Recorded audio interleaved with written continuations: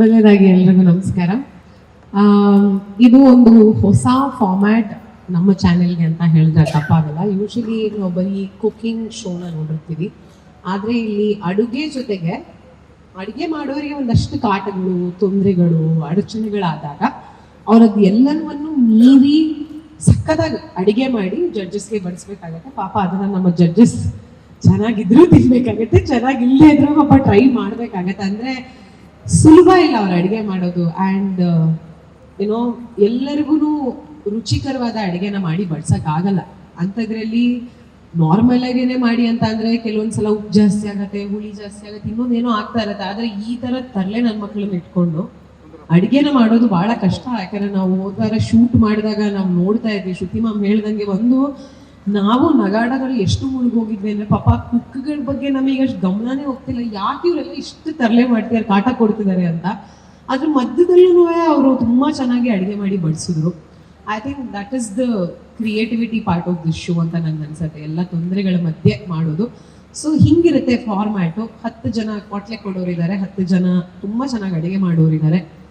ಅದು end of the day ಎಲ್ಲವನ್ನೂ ತಡ್ಕೊಂಡು ಪ್ರತಿ ವಾರ ಚೆನ್ನಾಗಿ ಅಡುಗೆ ಮಾಡಿ ಚೆನ್ನಾಗಿ ಬಡಿಸಿ ಜಡ್ಜಸ್ ಹತ್ರ ಬೇಷ್ ಅಂತ ಅನ್ನಿಸ್ಕೊಂಡು ಯಾರು ಕೊನೆ ವಾರದವರೆಗೂ ಉಳ್ಕೋತಾರೆ ಅವರು ಕ್ವಾಟ್ಲೆ ಕಿಚನ್ನ ವಿನ್ನರ್ ಆಗ್ತಾರೆ.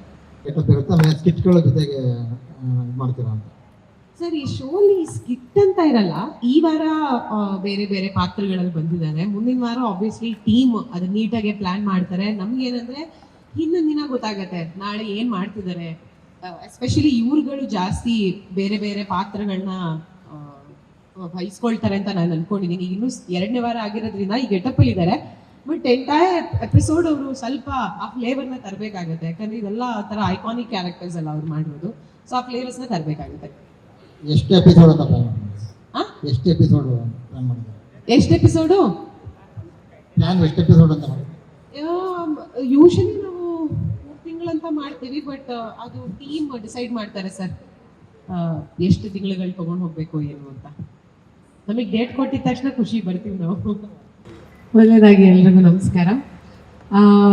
ಇದು ಒಂದು ಹೊಸ ಫಾರ್ಮ್ಯಾಟ್ ನಮ್ಮ ಚಾನೆಲ್ಗೆ ಅಂತ ಹೇಳಿದ್ರೆ ತಪ್ಪಾಗಲ್ಲ. ಯೂಶಲಿ ನಾವು ಬರೀ ಕುಕಿಂಗ್ ಶೋನ ನೋಡಿರ್ತೀವಿ, ಆದರೆ ಇಲ್ಲಿ ಅಡುಗೆ ಜೊತೆಗೆ ಅಡುಗೆ ಮಾಡೋರಿಗೆ ಒಂದಷ್ಟು ಕಾಟಗಳು, ತೊಂದರೆಗಳು, ಅಡಚಣೆಗಳಾದಾಗ ಅವರದ್ದು ಎಲ್ಲನೂ ಮೀರಿ ಸಕ್ಕದಾಗಿ ಅಡುಗೆ ಮಾಡಿ ಜಡ್ಜಸ್ಗೆ ಬಡಿಸ್ಬೇಕಾಗತ್ತೆ. ಪಾಪ ಅದನ್ನು ನಮ್ಮ ಜಡ್ಜಸ್ ಚೆನ್ನಾಗಿದ್ರೂ ತಿನ್ಬೇಕಾಗತ್ತೆ, ಚೆನ್ನಾಗಿಲ್ಲದೇ ಇದ್ರೂ ಪಾಪ ಟ್ರೈ ಮಾಡಬೇಕಾಗತ್ತೆ. ಅಂದರೆ ಸುಲಭ ಇಲ್ಲ ಅವ್ರು ಅಡುಗೆ ಮಾಡೋದು. ಆ್ಯಂಡ್ ಏನೋ ಎಲ್ಲರಿಗೂ ರುಚಿಕರವಾದ ಅಡುಗೆನ ಮಾಡಿ ಬಡ್ಸೋಕ್ಕಾಗಲ್ಲ.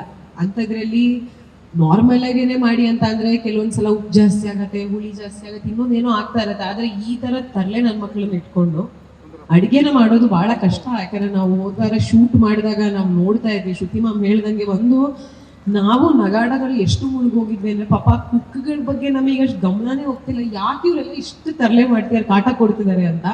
ಅದ್ರ ಮಧ್ಯದಲ್ಲೂ ಅವರು ತುಂಬ ಚೆನ್ನಾಗಿ ಅಡುಗೆ ಮಾಡಿ ಬಡಿಸಿದ್ರು. I think that is the creativity part of this show ಅಂತ ನಂಗೆ ಅನ್ಸುತ್ತೆ, ಎಲ್ಲ ತೊಂದರೆಗಳ ಮಧ್ಯೆ ಮಾಡೋದು.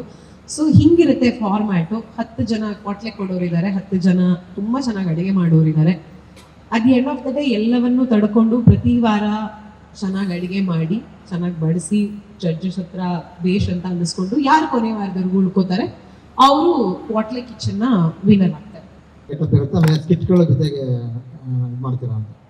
ಸರ್, ಈ ಶೋಲಿ ಸ್ಕಿಟ್ ಅಂತ ಇರಲ್ಲ. ಈ ವಾರ ಬೇರೆ ಬೇರೆ ಪಾತ್ರಗಳಲ್ಲಿ ಬಂದಿದ್ದಾರೆ. ಮುಂದಿನ ವಾರ ಆಬ್ವಿಯಸ್ಲಿ ಟೀಮ್ ಅದು ನೀಟಾಗಿ ಪ್ಲಾನ್ ಮಾಡ್ತಾರೆ. ನಮ್ಗೇನಂದ್ರೆ ಹಿಂದಿನ ದಿನ ಗೊತ್ತಾಗತ್ತೆ ನಾಳೆ ಏನ್ ಮಾಡ್ತಿದ್ದಾರೆ.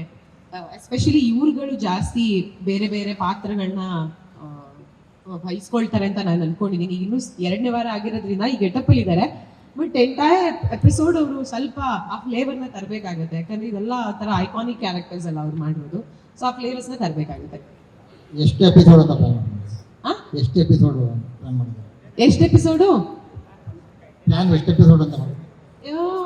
ಯೂಶಲಿ ನಾವು 3 ತಿಂಗಳಂತ ಮಾಡ್ತೀವಿ. ಬಟ್ ಅದು ಟೀಮ್ ಡಿಸೈಡ್ ಮಾಡ್ತಾರೆ ಸರ್, ಎಷ್ಟು ತಿಂಗಳುಗಳು ತಗೊಂಡು ಹೋಗ್ಬೇಕು ಏನು ಅಂತ.